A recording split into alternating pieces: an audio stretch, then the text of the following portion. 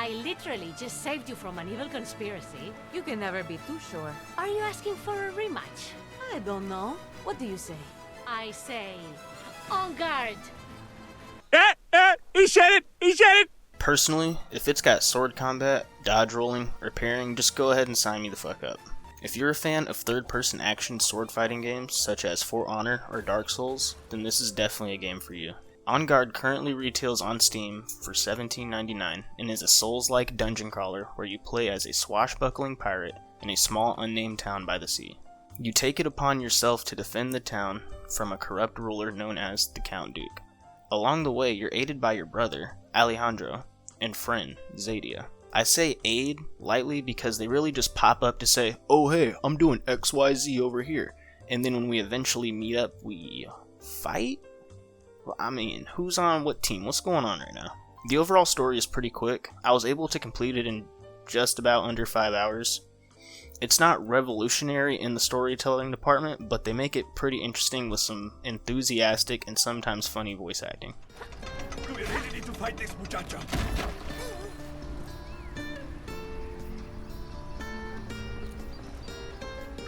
The cast of characters is also pretty small too, so nobody gets too overshadowed or forgotten. You play this game from the third person, which is common for a lot of other sword fighting games such as For Honor and Dark Souls.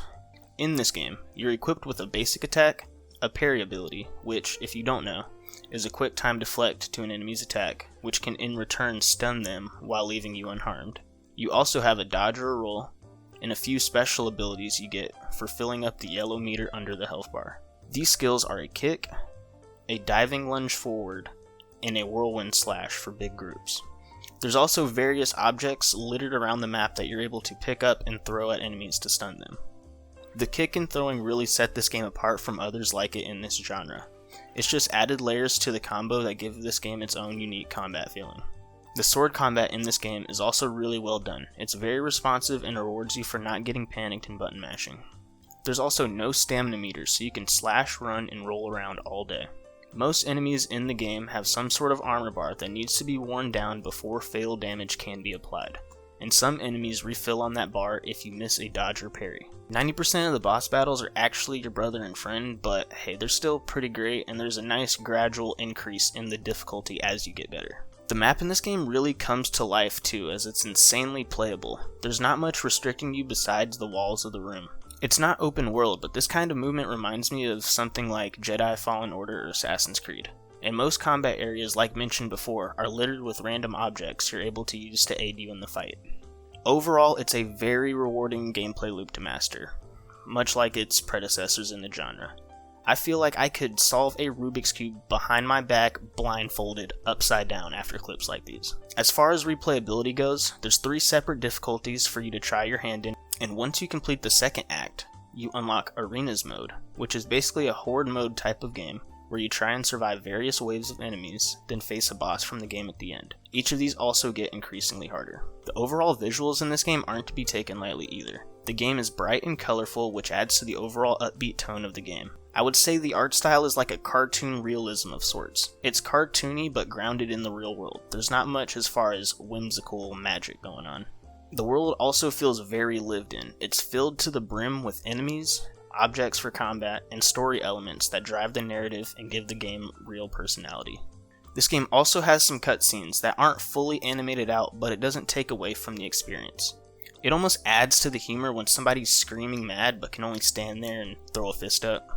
The music also just fits this game really nice. I mean, I'm not sure what swashbuckling pirate tunes exactly sound like, but I'm definitely sure it's this. And it has a good way of ramping up with the combat. You deserve that. All the combat effects are pretty good too. Nothing super crazy, just a good job. Good sound design. The voice acting was pretty good too. While I'm mentioning it though, I feel like the Duke was using some sort of modifier, but everyone else sounded normal. Maybe that's just me.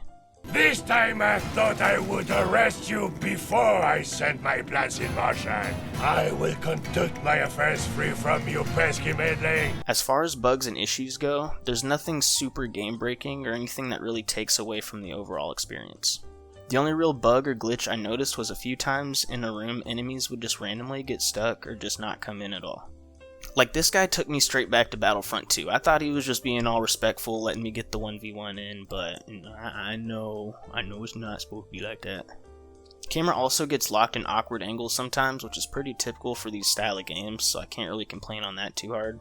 Also, each enemy only has like one set of combos or attacks, and it's pretty easy to learn the rhythm of, but it is hard as hell to execute, with numerous combos being thrown at you at any given moment. I swear it's like they plan it out. Like, I'll have 3 dudes sitting here in front of me and I'll get 2 heavies and a light attack at the same time. What am I supposed to do? I'm just slapping the controller at this point.